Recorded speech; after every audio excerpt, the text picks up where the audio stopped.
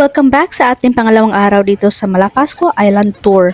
So nag-transfer nga ako ng hostel kasi nga hindi ako nasiyahan sa una kong hostel at ngayon may nakakilala akong mga bagong kaibigan at kasabay ko sila ngayon sa Island Tour. Maswerte ako sa biyaheng ito kasi may nakakilala akong dalawang mga Pilipino na super friendly at hindi sila judgmental. At may kasamahan din kami dalawang foreigner na nagbayad-bayad po kami dito. 50-50 yung bayad namin sa bangka. So yung unang island tour ko po mga Inday is medyo nalakihan ako kasi ako lang isa private boat at nabayaran ko 1,200.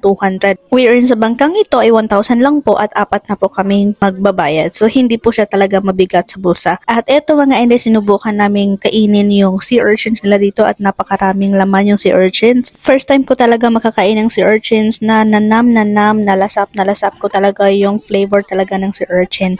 At itong foreigner na friend ko si Daniel, gusto yung subukan pero hindi niya kaya mga Inday. So at least sinubukan niya. Itong dalawang Pinay na nakasama at nakilala ko ngayon ay super friendly po sila. Ang pangalan po nila ay Edretz from Canada pero nagbakasyon dito sa Pinas at si Astrid from Siargao. So sila po ay magkasin mga Inday. So banding na banding po kaming apat dito. Alam niyo ba, sa mga travel ko, first time kong nakipag-banding sa mga Pinay na kagaya nila. At super talaga na mga babait sila at hindi ko naranasan na mag-lockdown sila ng tao.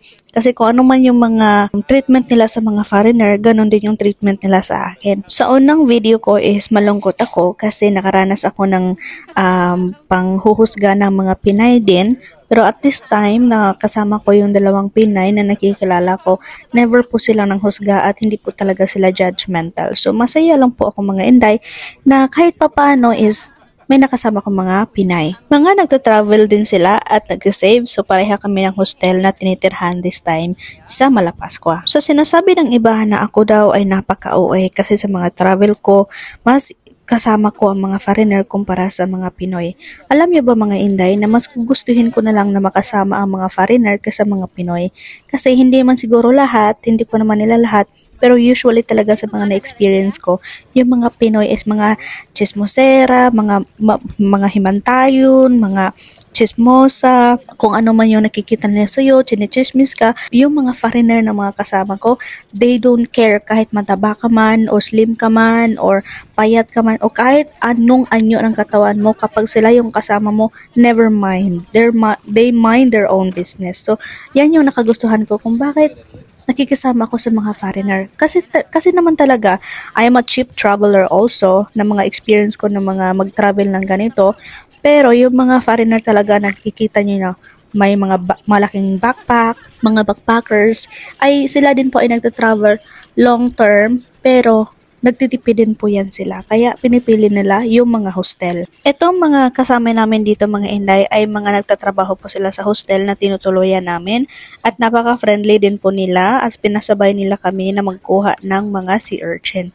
At naranasan ko rin po na magkuha ng sea urchin sa ilalim ng dagat at kung paano ito linisin. Sa biyahe kong ito ay napakasaya at napaka-interesting at exciting mga Inday kasi isa po tong isla sa mga gusto kong puntahan noon pa man at ngayon matutupad ko na. So sa mga nangyayari sa buhay ko ay binabalik wala ko lang mga Inday at gusto ko munang iwan ang lahat ng mga problema ko, lahat ng mga kasakit sa aking kinabuhi at dito ako sa isla mag-e-enjoy. Pwede mo tinawag kulay suka? Oh, kenapa? Ihan ka din ha? Ah.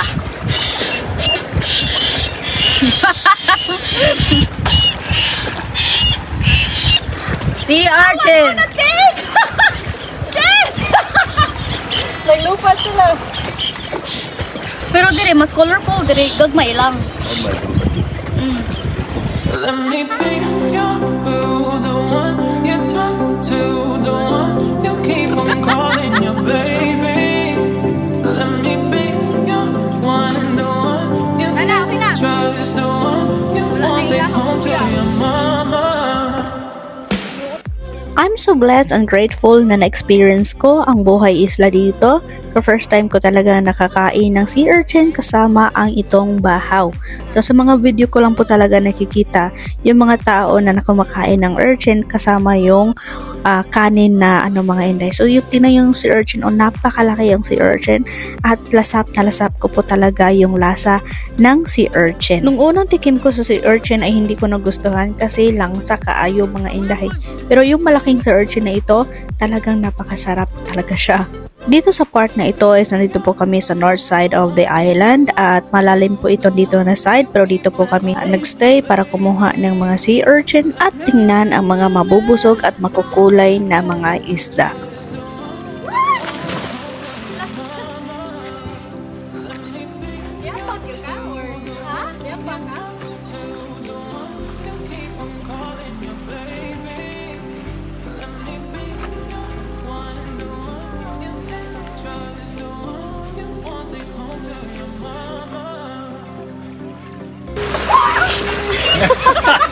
Salbahisa!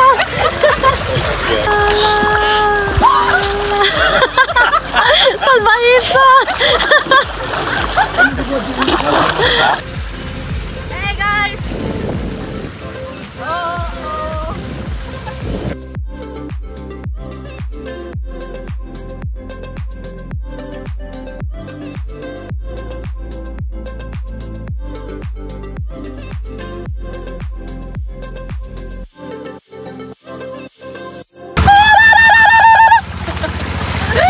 Sa susunod namang destinasyon ay papunta kami sa Shipwreck. Yun po yung barko na lono dito sa Malapascua Island way back 1,000 years ago, panahon po ng mga digmaan. Habang iniikot namin yung buong isla ay nakikita ko at natatanaw ang mga beaches nila dito na napakaputi at napakalinaw na tubig. Ang lakas palang kumain ng mga isda ng sea urchin. Ito po yung mga sea urchin na aming kinakain at nililinisan at hinuhulog lang po namin sa dagat. At nung pagsisid ko ay nakita ko yung iba't ibang kulay ng isda na nag-aagawa na kainin yung sea urchin. Napakalinaw at sobrang fresh po ng mga isda dito. Siguro kung malapit lang kami nakatira sa dagat, sa tabing dagat, itong mga isda dito mga Inday wala na ito kasi maraming tao na kukuha at kakainin. Sa mga taga dito, yung isdang ito mga Inday is sobrang liit-liit lang sa kanila. Pero pag sa amin pa ito at kami yung namingwit at kumagat yung isda kahit na ganyan kaliit o kalaki, sobrang happy na kami mga Inday. Pero sa tingin ko, itong mga isda dito, may iba dito mga Inday na hindi nila hinuhuli kasi daw hindi pwede. At andito na po kami sa Shipwreck 1,000 years ago. So lumangoy po ako dyan at nagsisisid ng walang gamit na fins. Only mast lang po mga Inday. So nakikita nyo, yan po yung gilid ng barko ang nilalangoy ko. Pero wala na po siyang masyadong mga gamit na makikita natin. Kasi nung pandemic daw, yung mga tao dito sa kawalan ng pagkain ay sinisisid at kinukuha nila yung mga gamit dito sa barkong ito. Kaya para na po siyang kalabera na yung gilid na lang na barko ang makikita natin. Kinukuha daw po ng mga tao ang mga metal dito sa barkong ito at binebenta para may mabili silang pagkain. So kami ng kaibigan ko mga Inday, lumangoy kami sa abot ng aming makakaya. Pero yung kaibigan ko hindi talaga siya nakaabot doon sa pinakadulo talaga ng shipwreck. At patiniran ako mga Inday kasi naubusan kami ng hangin. At sinubukan rin ng iba kong kasamahan na magsisid patungo sa ilalim at hindi rin po niya naabot talaga yung barko. May video po ako mga Inday na nakahawak po talaga ako dyan sa barko pero hindi po nakunan kasi natakot po yung mga naggunit ng kamera. Napagod kami sa kakalangoy kaya ito sabay-sabay kaming lumukso sa tubig.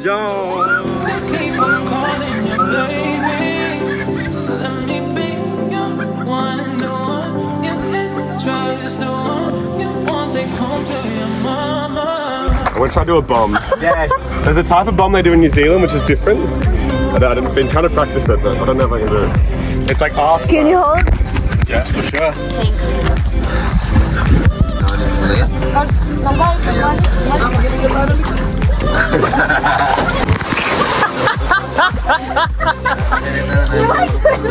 You were sitting in the air. Yeah, it's like an ass first bomb and it makes Let me try it.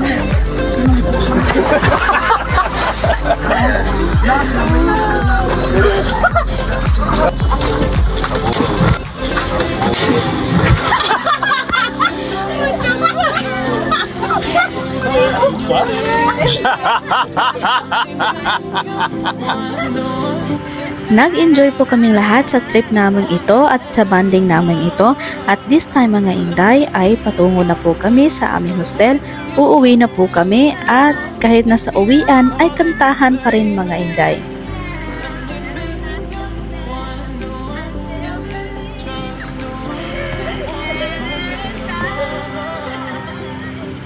At nagpa-sunset na rin kami sa north side of the island hanggang sa dumanlim, at pagdilim mga inday ay patungo kami sa kanilang night market para doon mamili ng isda para ang aming hapunan. So napaka-cheap lang po ng isda dito, kaya on budget lang po talaga.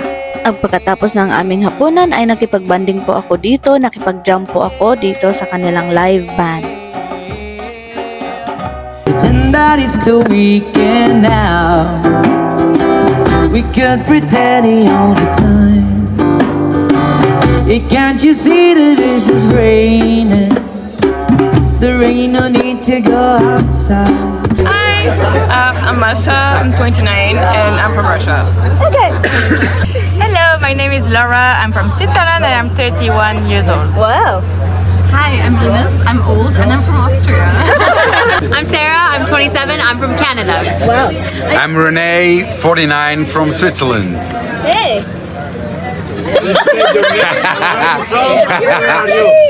Steph, 25, Legazpi City, Albay. Wow. Edwards or Eddie, 35, born in Cebu but live in California. Wow. Matt, 34, Berlin, Germany. Wow.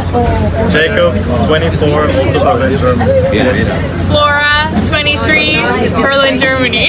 Yeah. Daniel, 34, from the Paradise. Thank you, Spain. I'm Marina, I'm 30 years old and I'm from Argentina. Yeah. Hi, Ezequiel, 33 years old, from Argentina. Antonio, 30 years old, from Spain. I'm Steven, I'm 20 and I'm from the Philippines. What?